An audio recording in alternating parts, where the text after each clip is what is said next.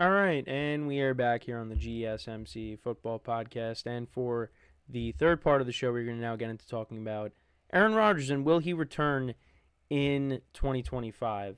So he did meet with the media, and he was asked this question, and he basically said, I think so, yeah, on his desire to play in 2025. Now, next year, Rodgers, when it comes to a cap hit, it's going to be $49 million dollars. And, that is a lot of money. And I know that there's, with what I've been listening to or watching, it's a lot of money. He's not going to walk away from it. And then it's, if he doesn't think he can play anymore, then he's going to walk away from it. But does he believe that he doesn't have it anymore? And I think he still does believe that he could play good football. And when you look at his numbers, it's not like Peyton Manning in his final season, where he threw 9 touchdowns and threw 17 interceptions. Rodgers got 15 touchdowns to 7 interceptions, which, again, is not spectacular, but I wouldn't say those are bad, but you would expect him to have a better year. And he's not having that right now. He's having, to his standards, one of his worst years ever. And the Jets as a team have taken a huge step back in terms of, really their defense. I mean, their defense, I think, is the biggest surprise for me, is just how bad that's been. Because I thought this defense was going to be, continue to be the unit that it has been these past few years, and it just hasn't materialized that way. Now there's been injuries and holdouts, and Hassan Reddick wasn't on the team last year, but still, I mean, you would have liked to have had him to start the year. There were guys that they let go on the defensive line. Also, it seems like guys are regressing. Guys can't tackle. But a lot of that has to do with coaching. It's just all facets of the team have been disappointments. The coaching, special teams has been a disappointment. I mean, Greg Zuerlein, if he makes, his kicks, the Jets have a better record right now. The defense has been a disappointment, and the offense has been a disappointment. And I know when I was watching the Michael Kay show, they had Dan Orlovsky on, and they asked him about Rodgers, and he just talked about how Rodgers doesn't really throw the ball deep, and whether it's he just can't do it, or it's just, or if it's something else. And Orlovsky was talking about how it could be he just doesn't want to get hit.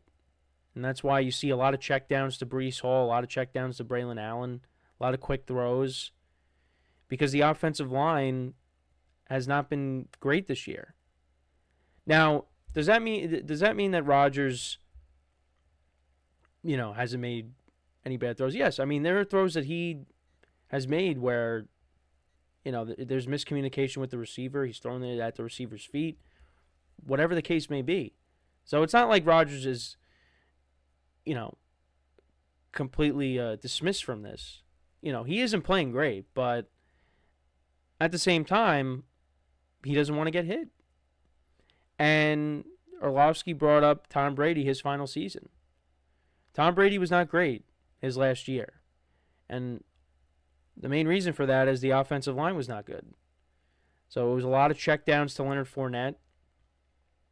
He didn't have the time like he did the first couple of years in Tampa to throw it deep. And it's kind of similar here. And he also talked about how early on in the season Rodgers was healthy. But now, because he's taken so many hits, that's maybe resulted in him not playing as well as he did to start off the year. Because, Rodgers was playing okay to start off the year. And now that he's taken all this punishment, it's kind of weird on him because he's 40 years old. So again, I don't want people to think that Rodgers, I'm making excuses for him, but that's just the reality. He's 40 years old. He doesn't want to get hit. Tom Brady didn't want to get hit. Tom Brady got rid of the ball quicker than anybody. It's going to happen. But he's got to play better. If they're going to want to make a run here, he has to play better. But it's not really going to matter because the defense also has to play better. And they're not coached well.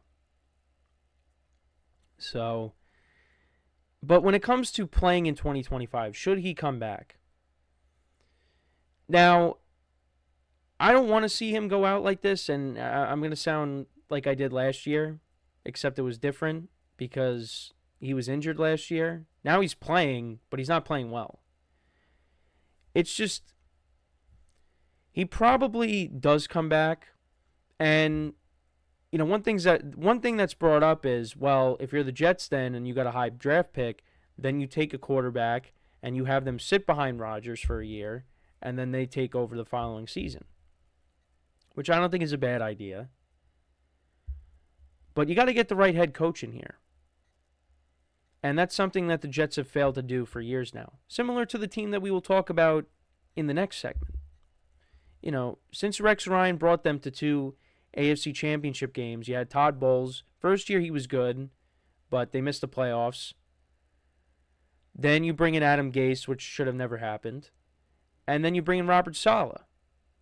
And it looked like things were maybe going to go in the right direction, but they didn't get the quarterback right, and Saleh was not an offensive guy. He was a good defensive coach, is a good defensive coach, but not a good offensive coach. And then, of course, with the Rodgers experiment, that has not worked out, and he, of course, was let go during the year, and Jeff Ulbrich has taken over.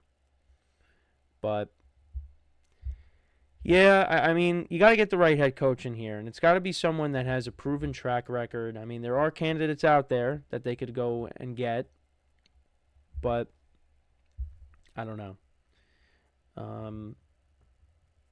The Jets are in a tough spot. They went out and they traded for Hassan Reddick. They traded for Devontae Adams in the middle of the year. They got Hassan Reddick back.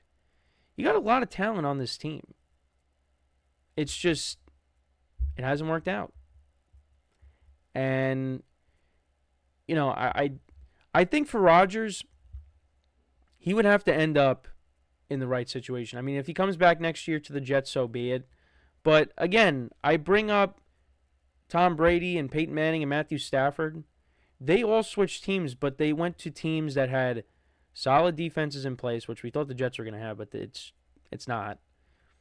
You had good weapons, which the Jets also had, with Breece Hall and Garrett Wilson, and then they traded for Devontae Adams. But, head coach. You need a head coach. Brady had Arians. Peyton Manning had John Fox, and then Gary Kubiak, who he won a Super Bowl with, although that was off of Wade Phillips and the Broncos defense. But still, went to 2 Super Bowls with Fox and Kubiak, and Stafford had Sean McVay. Those are all proven head coaches. Robert Saleh was not a proven head coach.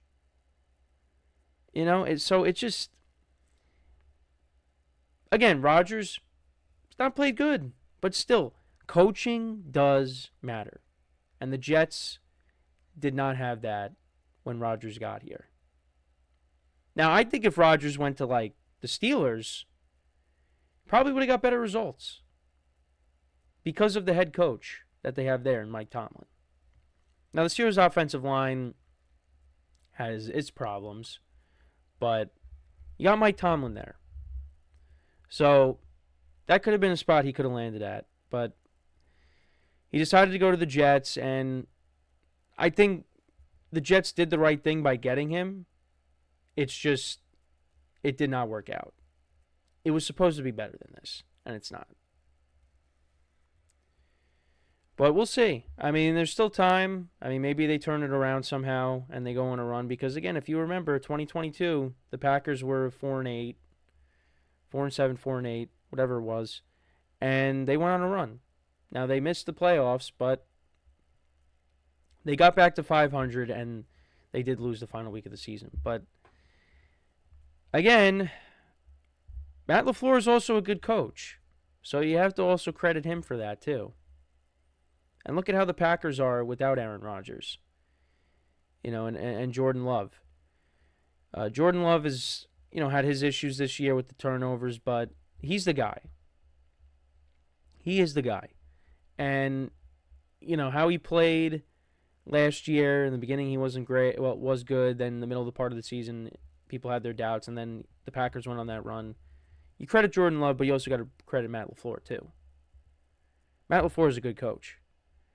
The Jets don't have good coaching. So until they bring in a good coaching staff, like if you bring in a good, proven coaching staff, which I don't know who it's going to be. I mean, again, there's guys out there. And you somehow could fix this thing. Maybe. Maybe Rodgers can go out on a better note next year, but I don't know. Because he could still throw it. It's just, the other thing too is the consistency is not there either. Because I do think he can throw it deep. It's not like his arm strength is not there. His arm strength is there. It's just the consistency is not there like it used to be. And a big part of his game, I mean, it's not as much as, like Lamar Jackson, it's his mobility. He's got to be able to move around a little bit. He can't really do that. And part of that is because he's banged up. So, we'll see what happens. But, I mean, it seems like, unless, like, the season completely falls apart and they only finish with 3 wins, then maybe he changes his mind and says, I'm done. I agree with that, but I think if they, can rattle off a few wins here and, he plays good, then he comes back. So, we'll see. I'm going to lean towards saying he does come back right now, but also just because he flat out said that he wants to play. But he could always change his mind. It's possible. But let me know what you guys think. Does Rodgers come back in 2025? Let me know in the comments. So we are going to take our next break. When we come back, we will talk about the other New York team. We'll talk about Joe Schoen, the general manager of the Giants. Talking about Daniel Jones and, or just really what he had to say recently and how we should interpret it. So with that being said, stick around and we'll be right back here on the GSMC Football Podcast.